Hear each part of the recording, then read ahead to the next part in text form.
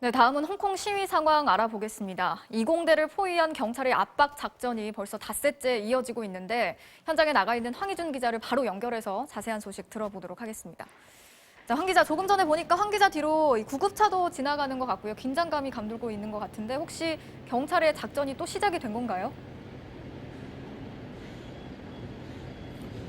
그건 아닙니다만 제 뒤를 보시는 것처럼 경찰의 압박은 여전합니다. 이런 압박 속에 학교 안에 남아있는 학생들, 이 가운데는 10대 초반도 포함된 것으로 보이는데 이들은 추위와 배고픔에 크게 힘들어하고 있는 것으로 알려지고 있습니다. 노숙을 하다 보니 저체온증을 호소하는 사람들이 많고 물과 식량도 크게 부족한 상황입니다. 오늘 오전엔 7명이 응급구조를 요청했고 구조대원들과 함께 학교 밖으로 나오기도 했습니다. 현재 60명 정도가 남아있는 것으로 보이는데 경찰은 스피커를 통해 경고하는 동시에 항복하란 노래도 틀어대는 등 심리작전도 펴고 있습니다. 하지만 40명 정도로 파악되는 강경파는 안전보장 없인 떠나지 않겠다며 결사항전의 자세를 보이는 것으로 전해지고 있습니다. 都唔好幫佢，唔好去向佢哋低頭咯。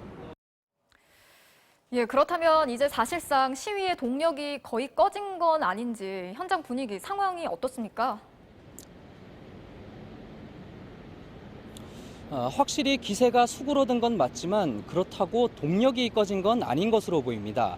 산발적인 시위는 계속되고 있는데 오늘 점심에도 넥타이 부대들의 기습 시위가 있었는데 현장에 다녀왔습니다.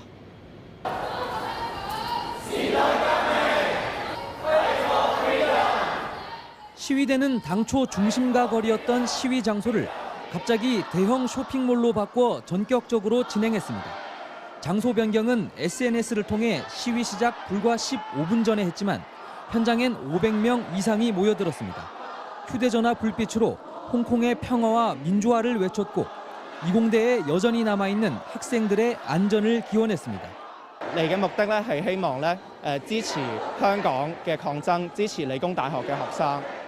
불과 사흘 남은 구의원 선거에 모든 동력을 모아보자는 기류도 확인됩니다. 온라인에선 선거에 힘을 모으자, 선거 전에 체포될 수 있으니 거리 충돌을 피하고 조심하자는 구호가 돌고 있습니다. I strongly want to make the vote day on time on the same day, no extension. Just one day on time on schedule. 중국 최고 지도부가 선거를 예정대로 치르라는 권고를 홍콩 정부에 했다는 보도는 나왔습니다. 하지만 일부 지역에선 선거 벽보가 부분적으로 사라지기도 했고 최근 부정선거 관련 고발도 급증하고 있어 과연 선거가 제대로 치러질 것인가에 대한 의문은 여전한 상황입니다. 지금까지 홍콩에서 전해드렸습니다.